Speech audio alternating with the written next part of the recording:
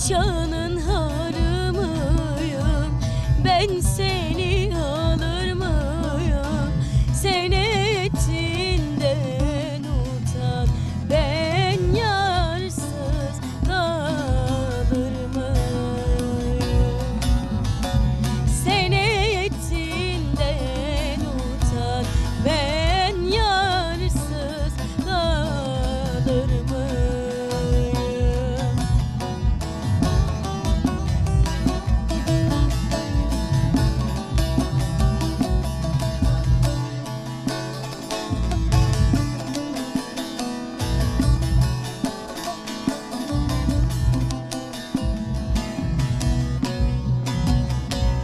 Bahçada erik mi olur, dibinde koruk mu olur?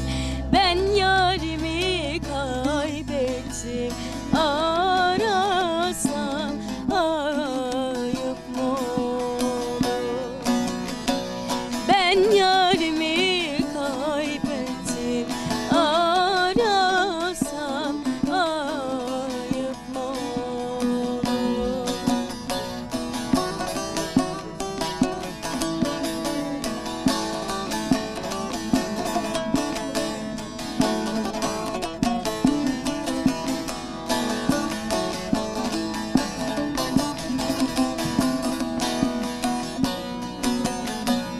Bahçe